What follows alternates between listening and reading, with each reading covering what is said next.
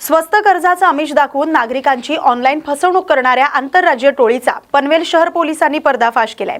करंजाडे येथील निलगिरी अपार्टमेंटमधील भाड्याच्या फ्लॅटवर छापा टाकून विजय भंडारी, तुषार पिंगळे, रोहित गौडा आणि दर्शन उमाशंकर या चौघांना अटक करण्यात आले। आरोपी विविध फायनान्स कंपन्यांचे प्रतिनिधी असल्याचं भासवून मोठ्या रकमेचे कर्ज सहज मंजूर करून देण्याचं आमिष दाखवत होते आणि त्यानंतर प्रोसेसिंग फी, इन्शुरन्स, जीएसटी आणि होल्डिंग चार्जच्या नावाखाली नागरिकांकडून पैसे उकळले जात होते। पनवेल शहर पोलीस, सायबर पोलीस आणि कळंबोली पोलिसांच्या संयुक्त पथकानं केलेल्या कारवाईत 3 laptop, 15 mobile, 7 debit card, 31 SIM card, हिशोबाच्या वह्या, diary, wifi router, network terminal आणि 74,400 रुपये रोख असा एकूण 3,95,500 रुपयांचा मुद्देमाल जप्त करण्यात आलाय। या टोळीने आतापर्यंत किती नागरिकांची फसवणूक केली आणि रॅकेटचं जाळं कोणत्या राज्यापर्यंत पसरलंय याचा तपास पोलीस करतायत।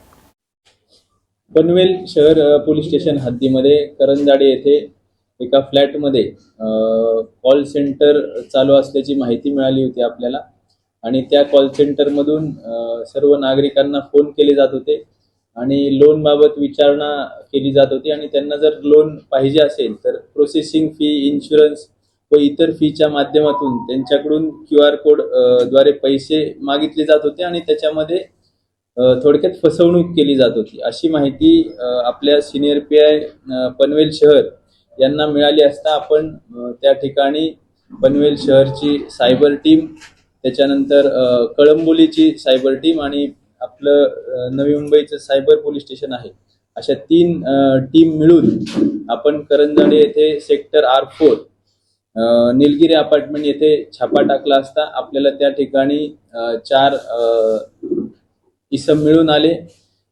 त्या ठिकाणी 3 लॅपटॉप, त्याच्यानंतर 15 मोबाईल, 31 सिम कार्ड, 7 वेगवेगळे डेबिट कार्ड असा एकूण 4 लाखाचा मुद्देमाल आपल्याला मिळून आला आणि त्या ठिकाणी हे जे काही कॉल सेंटर होतं हे फेक कॉल सेंटर होतं। यांच्याकडे कुठलाही इन्शुरन्स कंपनी, लोनची कुठलीही कंपनी नाही, हे फक्त लोकांना फसवून पैसे काढण्यासाठी हे कॉल सेंटर चालवलं जात होतं। याच्यामध्ये आपण गुन्हा दाखल करून हे 4 आरोपी विजय भंडारी, तुषार पिंगळे, दर्शन उमाशंकर आणि रोहित गौडा यांना आपण अटक केलेली आहे आणि याच्यामध्ये जवळपास आमच्या सध्याच्या तपासानुसार 50 लाखाच्या पुढे ही फसवणूक नागरिकांची झालेली आहे। याच्यामध्ये पुढील तपास टीम करत आहे। साधारणतः फेब्रुवारी महिन्यापासून चालू असल्याची आम्हाला माहिती आहे। लोकांविरोधात सध्या तरी कुठली क्रिमिनल हिस्ट्री नाहीये, परंतु याच्यामध्ये तपास चालू आहे। ह्याचा बेस कर्नाटक राज्यातील असल्याची शक्यता आहे। यांच्यावर देखील 1-2 लोक असण्याची माहिती आम्हाला मिळालेली आहे, त्यानुसार आमचा तपास चालू आहे। यांच्याकडे थोडक्यात आता ह्यांचं मोडस असं होतं की फेसबुकवर एक लोनचं पेज तयार केलं जायचं, त्याच्यावर नागरिकांना लोन हवे असल्यास या नंबरवर संपर्क करा असा मेसेज दिला जायचा आणि त्याच्यावर जेव्हा नागरिक संपर्क करायचे तर अशा नागरिकांना मग या कॉल सेंटर मधून कॉल केले जायचे, तुम्हाला लोन पाहिजे आहे अशी आम्हाला माहिती मिळाली आहे, मग तुम्ही एवढे मिनिमम डॉक्युमेंट्स आमच्याकडे लागतील आणि तुम्हाला आम्ही लोन करून देऊ। मग 15-20 लाखासाठी त्यांची एक ठराविक फी असायची, ती फी घ्यायची आणि नंतर फोन बंद करून टाकायचा। तुषार पिंगळे हा इथला पनवेलचा आहे, रोहित गौडा रायचूरचा आहे, दर्शन उमाशंकर हा देखील रायचूरचा आहे आणि विजय भंडारी देखील पनवेलचा आहे। 2 आरोपी पनवेलचे, 2 कर्नाटकाचे। याच्यामध्ये पुढील तपास चालू आहे। महिला असण्याची शक्यता नाकारता येत नाही, तरी आपल्याला आज निश्चित माहिती मिळालेली नाही आणि निश्चित आकडा आपल्याला सर्व बँकचे ट्रान्झॅक्शन आपल्या समोर आल्याशिवाय सांगता येणार नाही किती नागरिकांची फसवणूक। निश्चितच आम्ही कारवाई करणार आहे। याच्यामध्ये ज्या वेळेस घरं भाड्याने दिली जातात त्यावेळेस महानगरपालिका आणि पोलिसांचं देखील ऑनलाईन त्याचं आपण रजिस्ट्रेशन करणं आवश्यक असतं आणि ते जर त्यांनी केलेलं नसेल तर त्यांच्यावर निश्चितच कारवाई केली जाईल। साखरेच्या दरात वाढ झाल्यानं सोलापुरातील सिद्धेश्वर साखर कारखाना परिसरात साखर खरेदीसाठी सभासद शेतकऱ्यांची मोठी गर्दी झाली। कारखान्याकडून प्रत्येक सभासद शेतकऱ्याला 50 किलो साखर 27 रुपये प्रति किलो दरानं दिली जाते।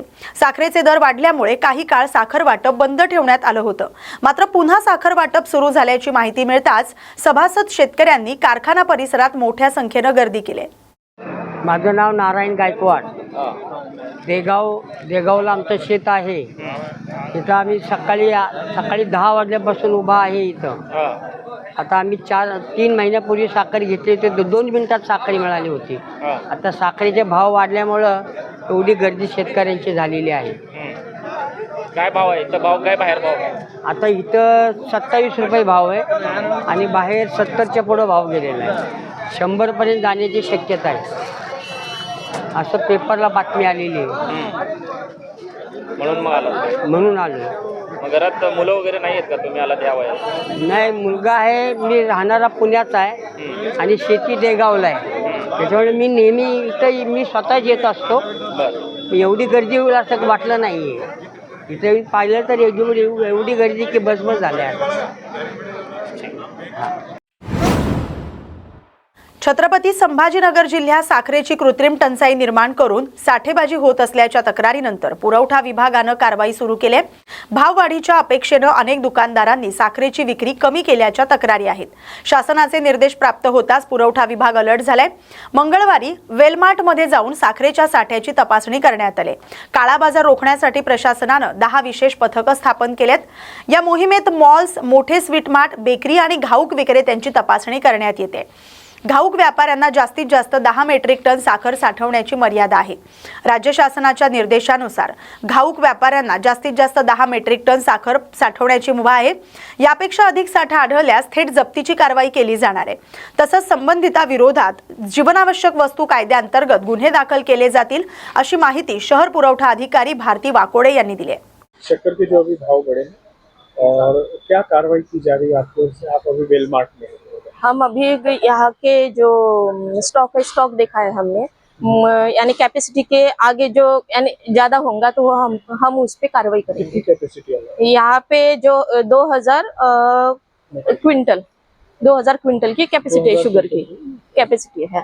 तो अभी हमने देखा प्रत्यक्ष यहाँ पे तो 472 साकर अवेलेबल है। अगर 2000 क्विंटल से ज्यादा अगर पाई जाती है तो उनके ऊपर क्या कार्रवाई की जाएगी? अब शासन के जो अधिनियम है उसके हिसाब से उन पे कार्रवाई होगी। इसके अलावा आपने और कहाँ ऐसी छानबीन की है? अभी हम डीमार्ट में आए थे और डीमार्ट से आए।